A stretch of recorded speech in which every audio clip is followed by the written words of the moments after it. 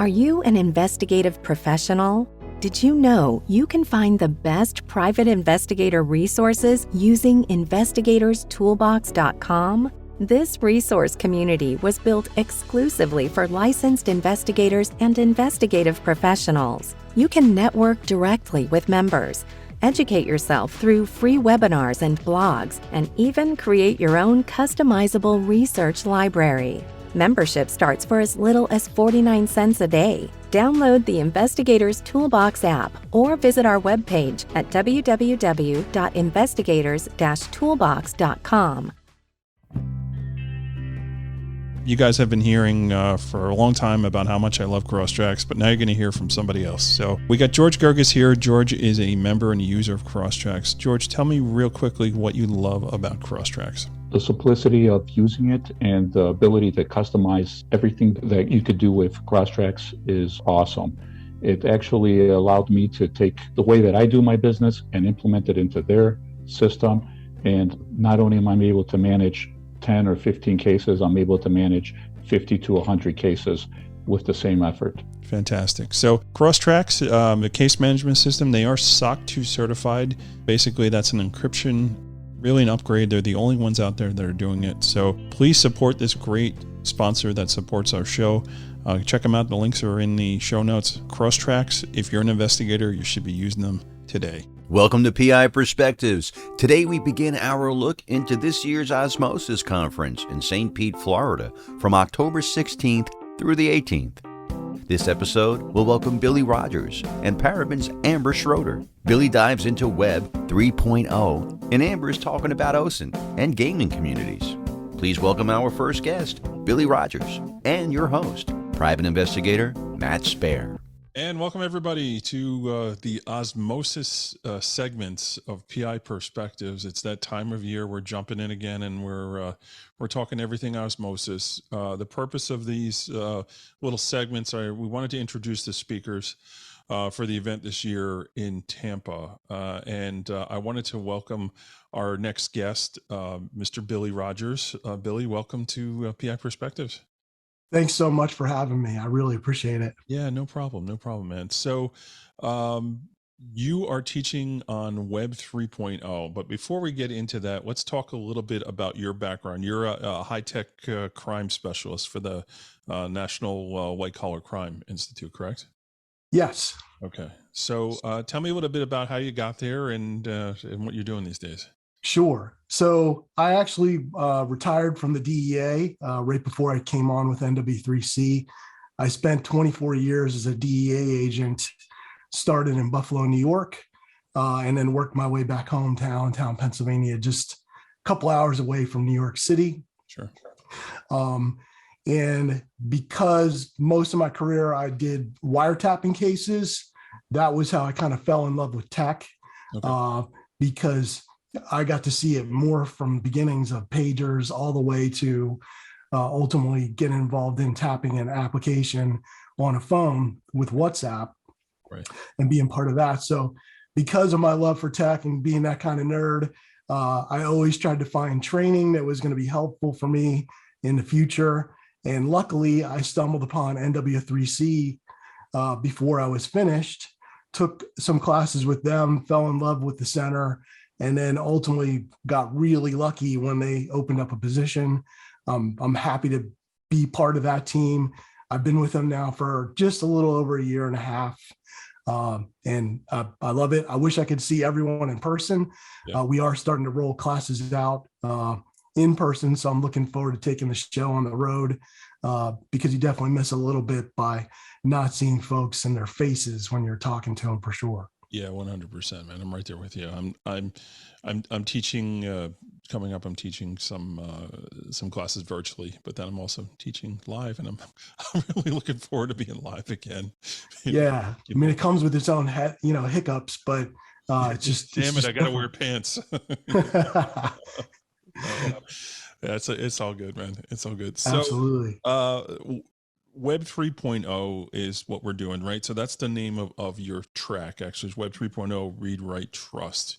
Yes. So tell me a little bit about what your thoughts were in preparing your syllabus for this. Obviously, folks know that you can't just say, hey, I want to talk at Osmosis. You got to put together like a proposal for doing this stuff. So what was No, and I'm very thankful that they're giving me the shot to be part of this stage with all these folks. Sure. So what was your thought process in putting So I teach a class on dark web and open source intelligence for NW3C, and I also am part of teaching the virtual currency course.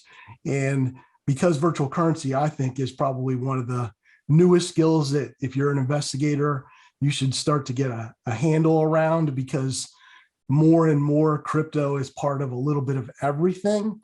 And because I've learned so much in the last year and a half teaching that, and just following folks in open source intelligence and the crypto world, learning the blockchain is really the behind the scenes whole part of it. Sure. And this concept of Web3 just kept popping up in all the research that I was doing.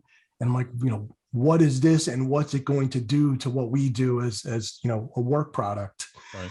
So really it's just the blending of the internet and crypto together. So things like social media, you're starting to see new sites to connect to Twitter, like Twitch, and a whole host of other things where essentially you need to connect a wallet, a crypto wallet, to the site as well, basically so you can pay for things.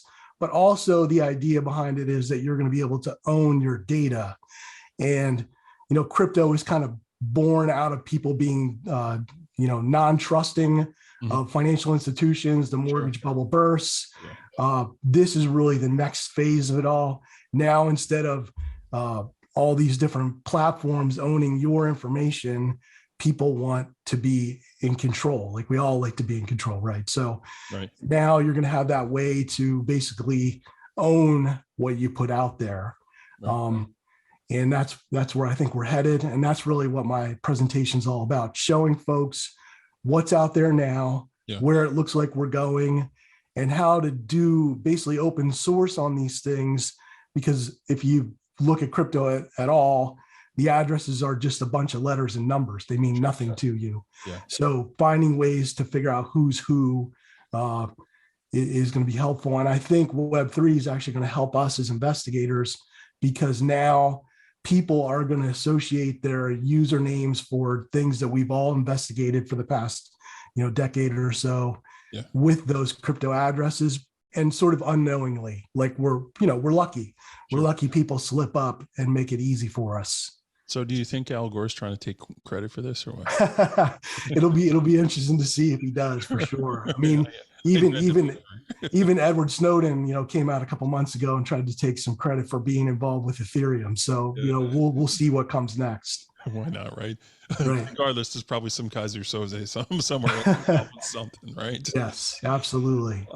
So it is awesome, that technology is taking us in that direction. And I think you brought up a good point, right?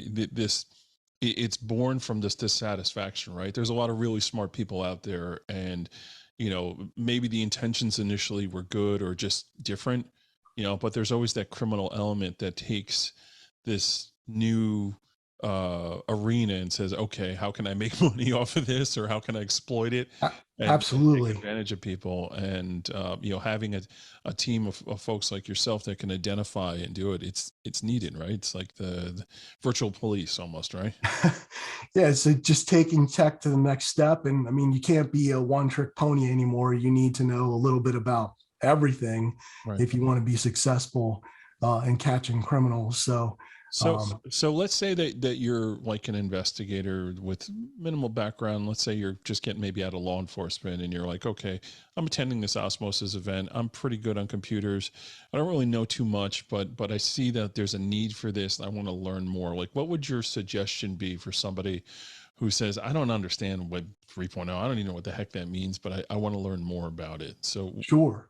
What would you suggest? Well, the two places I would go to continue to update your research, lots of folks, luckily, the people in the OSINT world share their material. People aren't stingy with that. So thank you, everyone that does that, because that's helped me a ton, in my law enforcement career, but then even in the teaching side of the house, where I'm trying to show people new things, because that's the hard part about all these platforms. They weren't built for law enforcement or investigators. So these things come and go that work. People don't want you to be able to find their data. That's, Right. that's the key component of it. So I follow lots of folks on Twitter. Not everybody's reliable. You have to, again, that's where the trust part comes in with your information. You have to verify everything you find before you can absolutely trust it. But if enough folks in this realm are talking about it, and you can actually go out and do the things they show you to do, and sort of, be comfortable with what you're finding and, come to an agreement with it, that's going to be half the battle. So I follow lots of folks on Twitter and even LinkedIn. I know LinkedIn has sort of turned a little bit into a social media platform, a little bit more than a professional platform. It's creeping a little bit. Yeah. But it's hard to get there. But thank God that people, like Cynthia Harrington and Micah Hoffman and Kirby Plessis and all these different people who've been doing this work for so long are helping us all learn more. Yeah, one step and then the Web3 part of it, you're going to need to get behind crypto. I'm not trying to make you buy it. I'm certainly not a financial guy. Don't take any financial advice from me. Exactly. But download the wallet software, download the applications, follow the news. There's a bunch of different sites like Cointelegraph and coinmarketcap.com. All those sites give you new information. And that's what I like about the crypto side is literally every day there's something new. Of course, there's some new scam every day too. Sure. But you can learn from those, and then you can see how they did it and basically hone your skills from there. It's great. It's great, man. So what would you say would be the one thing that you would like to see happen in the industry? If you had one wish that was granted and say, it would be really cool if we could do this, or if there was this thing available. Well, one of the things that we talk about is, so ultimately when you're doing a law enforcement case and you're trying to ultimately seize the bad guy's funds or get the victim's funds back, you have to deal with an exchange like Coinbase or Kraken or Binance. Yeah. It would be great if there's a way to come up with a database. And I was lucky that we had those kinds of things with DEA, where people would basically send all their bad actor addresses into almost like a command center, right? So that other people would know when they come across that address in crypto that there are already other cases like it, and they can see maybe that's how we'll catch folks that are doing the bad things with crypto. Again, not everyone that has crypto is a bad person. Certainly, I'm not trying to say that, but those would be the things that would help us, I think, if we could do that. So it's almost like a fingerprint database. You would Yep. Yeah, it really is, because it's, it's a very unique set of letters and numbers. It's only going to be owned by one person. So you're right. Oh, that would be awesome. Get working on it. We'll see what happens. Absolutely. What do you think are some of the mistakes that folks that are just getting into this type of work make?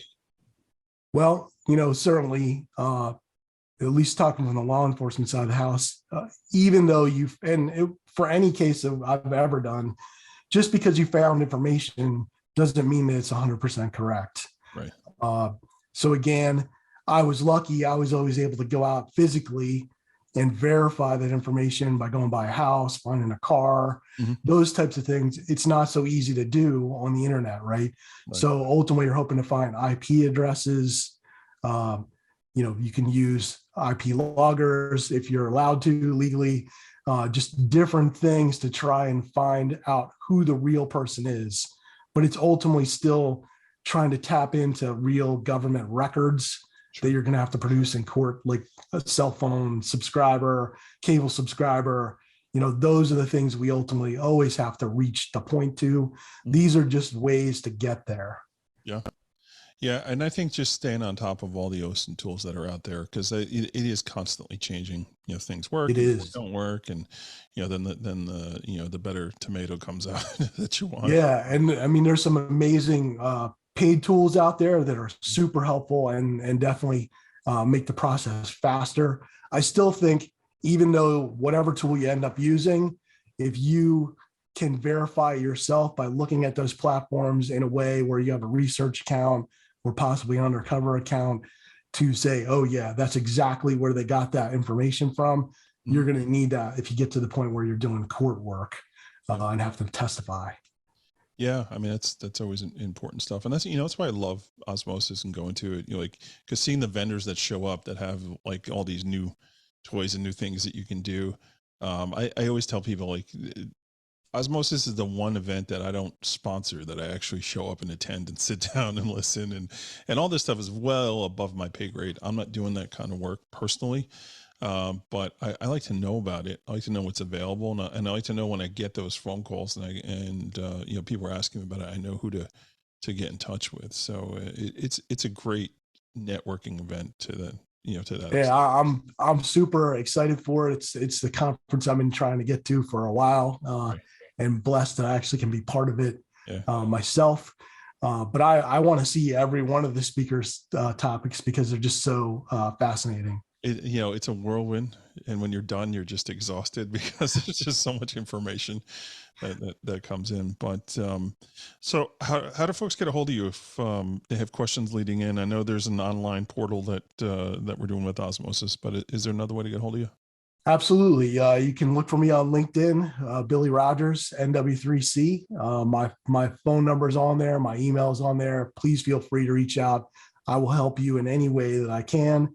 Awesome. It's because I had luckily latched on to people who helped me.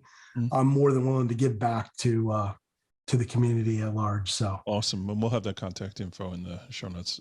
Billy, great having you on. Thank you so much for just giving us a sneak peek of what you're going to be talking about. Osmosis event, folks. It's going to be in October. Just Google it. You'll get the information. Awesome. And come meet Billy, come meet Matt, and we'll hang out and, we'll check out Tampa Bay together. So, all right. So thanks for participating in this segment. And I guess we'll push on to the next thing. So thanks, Matt. All right. Thanks so much, Matt. All right. Everybody sit tight. We'll be right back. I want to talk to everybody today about ScopeNow.com. ScopeNow has been a big-time sponsor of this program for quite some time. And I just love their service. I've been using them since the beginning. I'm one of their beta customers, and it's been so awesome to see them grow into the business that they are today, and just how they just keep reinventing themselves and pushing themselves to get more and more information. What it comes down to is ScopeNow is a tool that you definitely need to use if you do social media investigations, any internet research, and really spending less time digging around and looking for information. I think it's one of the best points of how ScopeNow can help you. Their AI platform, their analytics are amazing. You really get an idea of what you need. You're reducing the time, you're reducing the manpower that you're spending on doing this research, because they're essentially doing it for you, and they're doing it correctly, which is most important. One of the new things that they're actually offering is this flagging system where you can flag behaviors and really highlight and look out for fraud. If you're doing a lot of fraud research, this is a fantastic tool, and you can set up alerts. So you have particular people that you're looking at, you can actually set up alerts to get notifications when the criteria that you set up is actually is flagged and goes off. It's really, really amazing. And their relationship and association analytics are top notch, really cutting edge and really, really cool. When they brought that out on version 3, it was a game changer. I mean, really being able to see how people interact together and having that relationship, analysis is really, really something that's cool.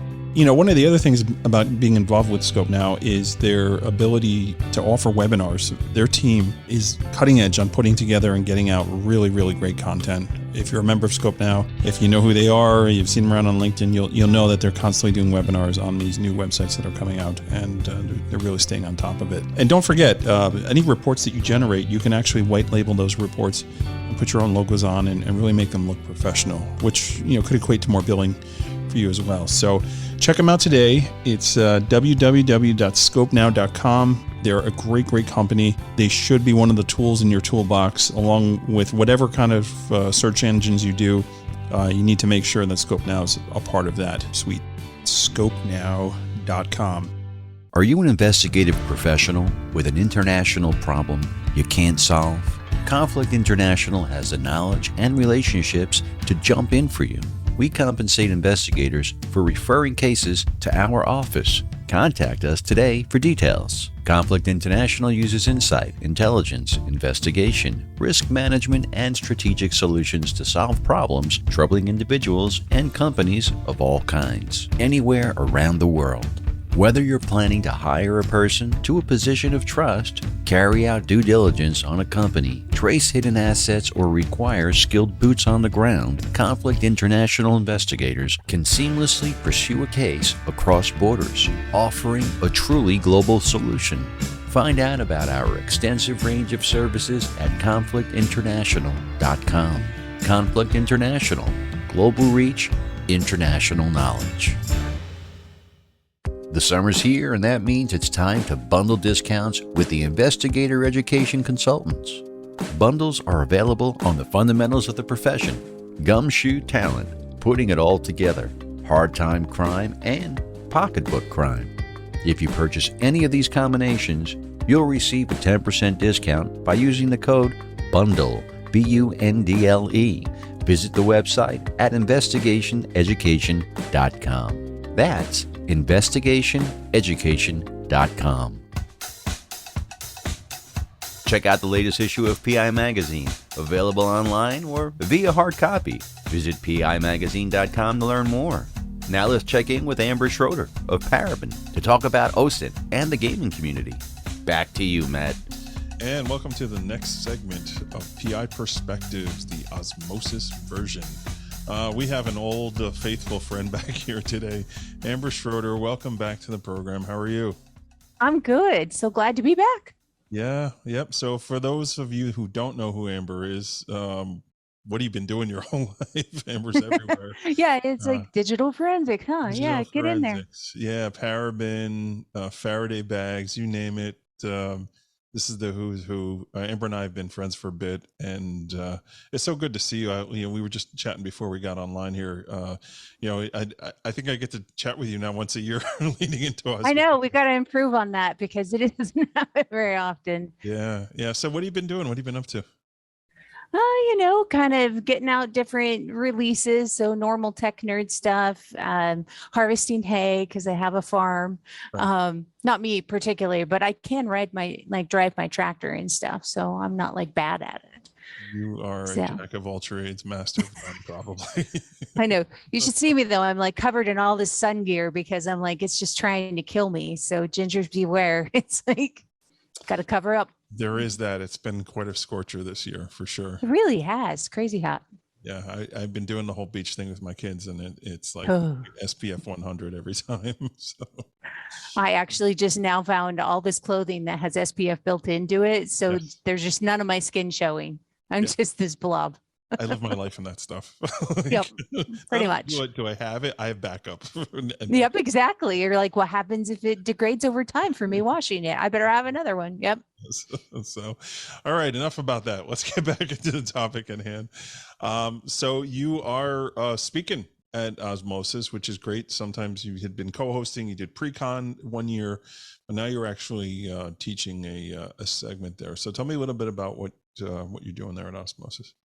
I'm actually very excited for it because I love Osmosis because I love the people who go there. You guys are all so friendly and nice to talk to, and they're always excited. But I'm talking about the social media side of gaming. Right. And the investigative materials you can kind of get from that. It was inspired by my son. I know everyone's everyone's son does gaming. Yeah. But my son went through, and at one point he wanted to be I want to be famous on YouTube. And so he pursued that. And instead of going that way, he actually became a semi-professional gamer. Right. And I was okay, wow, that's a thing. As a mom, I did not think it was a thing. Apparently it is. Yeah. I know. I was I couldn't do that playing Pac-Man. I we know. missed it when we were into that our age. Like nobody was paying you for any of this stuff, and No one paid me to play my Atari. I Never. was pretty darn good. Like I've told the I story thought so before. too. Yeah, I like was I went. great at Frogger. Yeah, there was a game called Parsec that I was like really, really good at. Oh, I remember that. Yeah. And I was at like a Kmart or a Sears or something, and I literally had a group of people around me watching as I got like this high score thing. It was Wow. like, I think the proudest my dad's ever been of me. I know you just dated yourself too, because Kmart and Sears don't exist anymore. It's So, like not only does the game not exist, but neither do the stores you played in. Yeah. I wasn't No, even- it was just random. it's crazy. I wasn't even using a joystick. I was using the keyboard. That's how badass. Nice.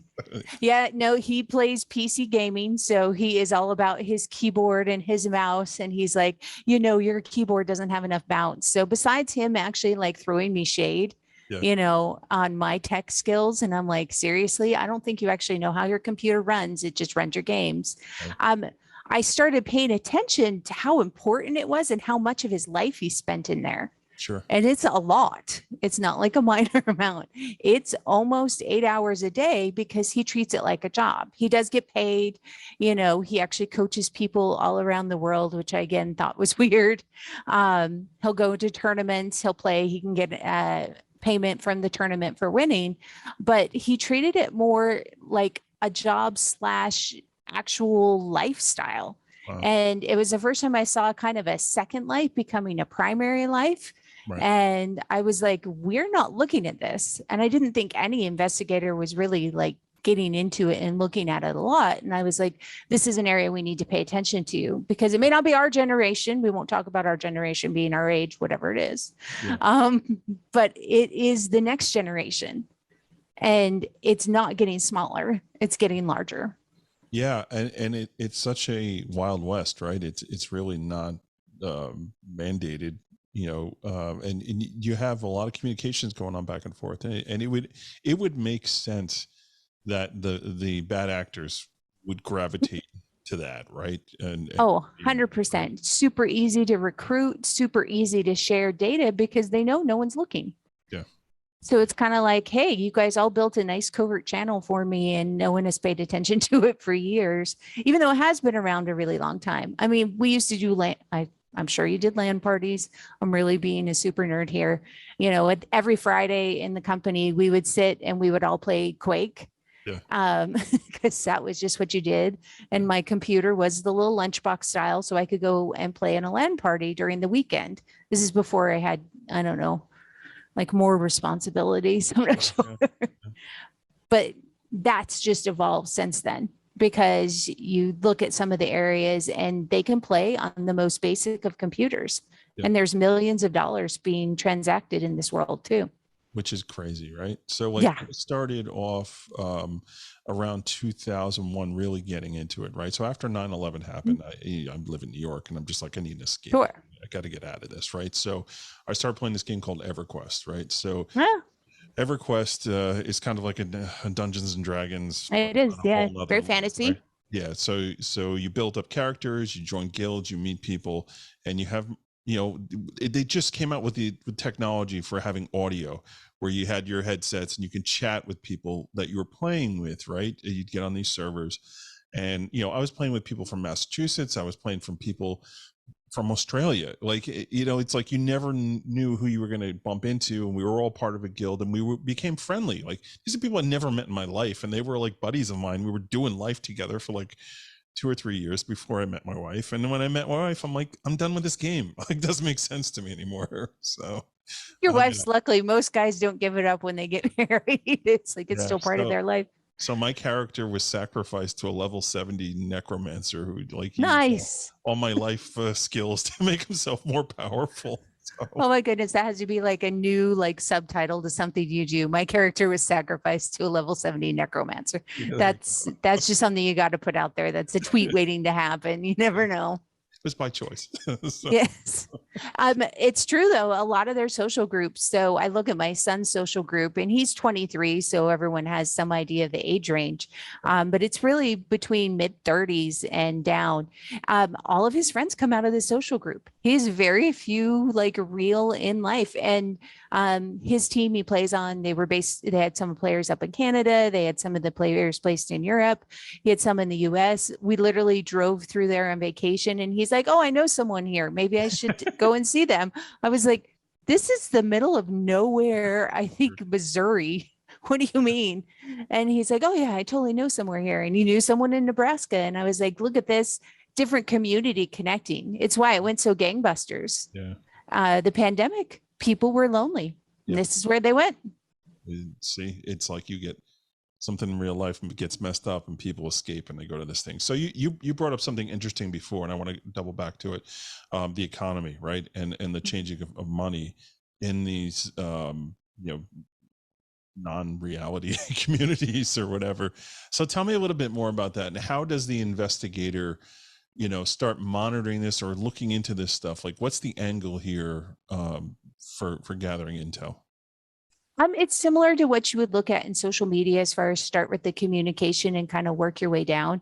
It definitely is a little more open on the financial aspects of it, but this is where we also get kind of that sprinkle of cryptocurrency because, again, same kid, he started trading in crypto because that's very popular in that community. I think a lot of them, that's who's pushing it forward. You think it's these big bankers, it's like all of a sudden Wall Street went crypto. It's not. It's actually the communities that have exist forever. They're like, I believe in digital. Like they actually have that. It's almost as close to a religious belief for them.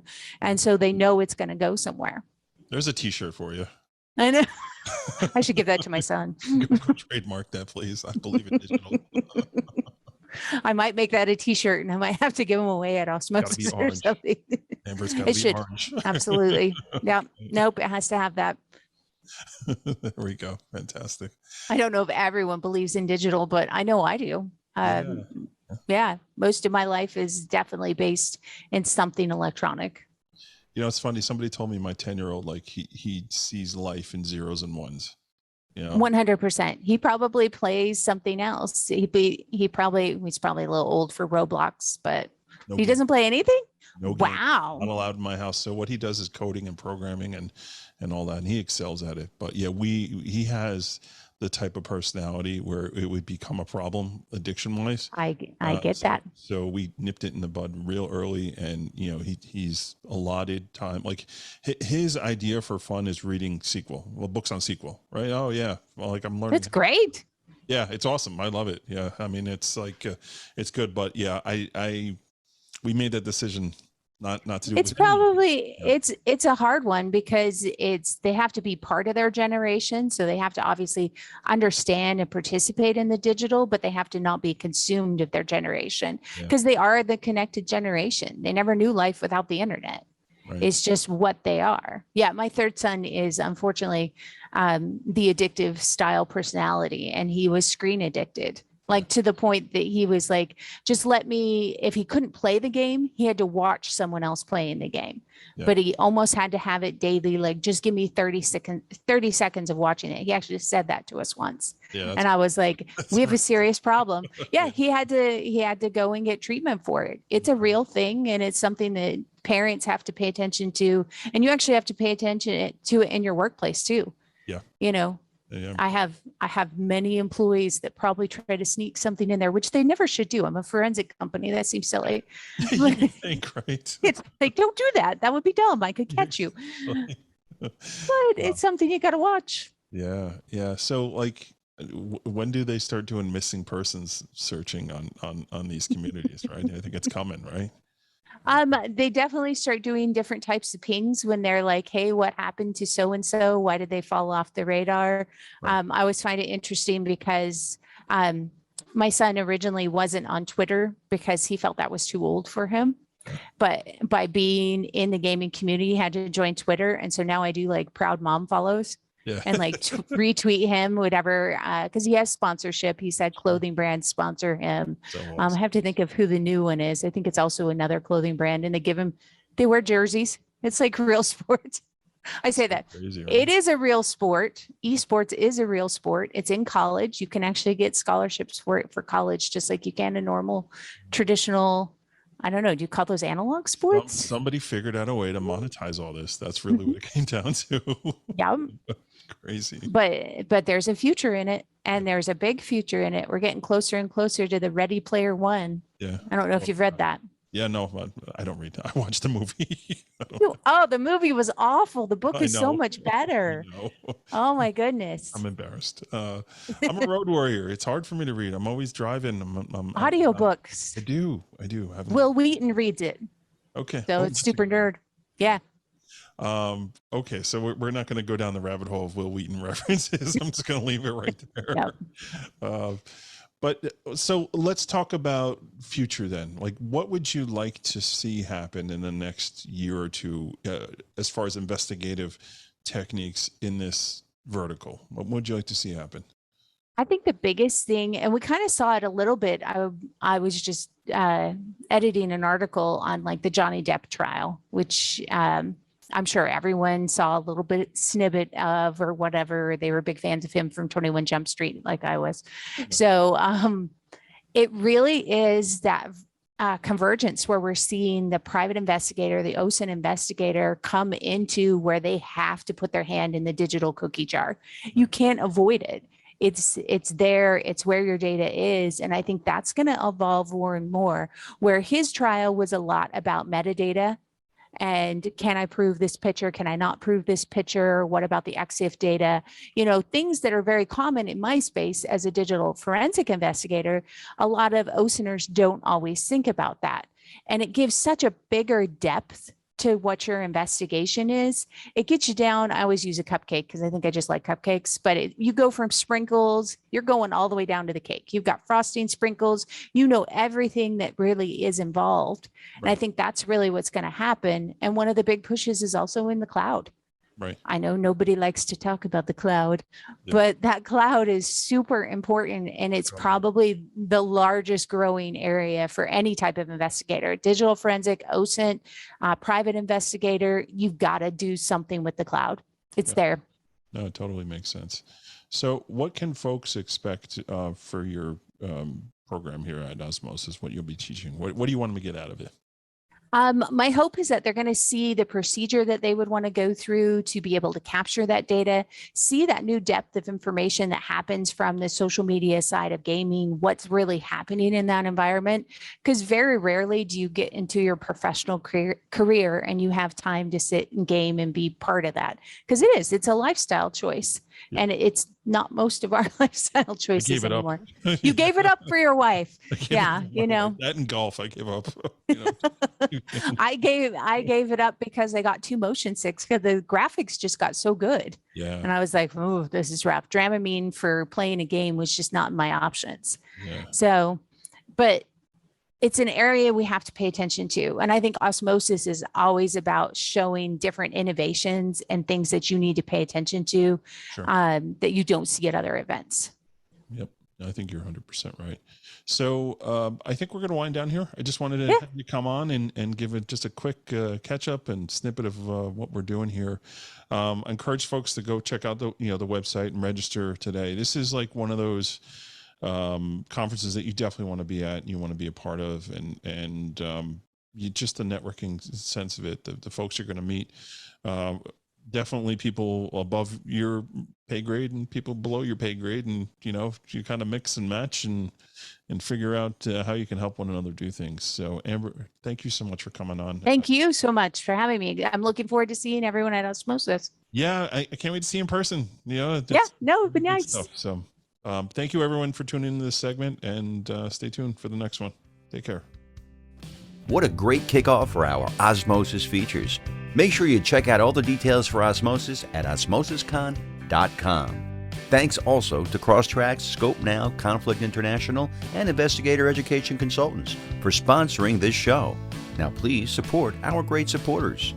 Have you thought about joining Investigator's Toolbox? Now's the time to get on board and join the fastest growing digital community for investigative professionals.